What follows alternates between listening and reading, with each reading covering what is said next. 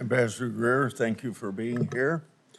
I've made very clear throughout my public service that I'm a free and fair trader. The Constitution gives Congress the authority to regulate interstate and foreign commerce. I believe that Congress delegated too much authority to the President in Trade Expansion Acts of 1962 and Trade Act of 1974. That said, I support President Trump's agenda to lower tariffs and non-tariff barriers other countries impose on American goods. I support President Trump's agenda to get a better deal from China and other countries for our farmers and manufacturers. In fact, even back in 2003, I sent a letter to the Chinese Minister of Commerce at that time pointing out China's failure to live up to its WTO obligations. And then I went further in 2018 when I was on Senator Daines' Codell. I told top Chinese leaders I made a mistake supporting China in the WTO. That's why during the first Trump administration, I was supportive of President's agenda to get fair trade with China. At the time, I raised alarm bells when tariffs are used. We all know agriculture is usually the first place of retaliation.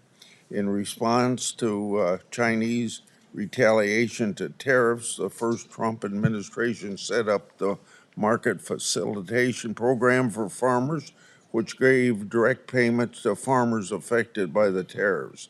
This helped farmers weather the short-term impact of trade retaliation.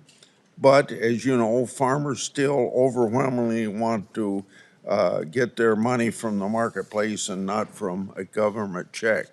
So far in this administration, we've seen even more sweeping tariffs, with some countries already retaliating agriculture, including China. I have been very vocal in my wait and see approach to these tariffs because I believe President Trump and you, Mr. Ambassador, are using them to get fair trade for Americans with many countries. If that's not the case, level with me. So to help farmers in the meantime, instead of relying on payments from the government, I'm going to give a suggestion that you don't have much to do with, but the administration could move very quickly to increase RVOs on the renewable fuel standards so that farmers get more robust domestic markets for their crops. And one place to start would be where the Biden administration came up short with RVOs, only 3.1 billion over a 3-year period of time on biodiesel to make that 5.3 as far as you can see into the future. That would very dramatically increase soybean prices.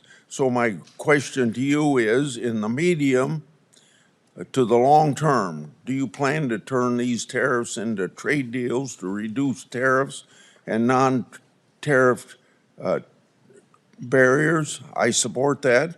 On the other hand, if the purpose is to stall on negotiations in order to keep tariffs high for the sole purpose of feeding the U.S. Treasury, I oppose that. So is this administration for trade reciprocity or for Treasury replenishment? Senator, thank you, and thank you for your years of service on the trade space, and you're one of the deans in this area. It's important to understand the sense of the emergency that we're facing and urgency with the need to reshore and do manufacturing here. It's incredibly important to the president. Yesterday, he stated very clearly that he is happy to engage in negotiations immediately with countries that believe that they can help us reduce our deficit and get rid of the non-tariff barriers and the tariffs that affect that.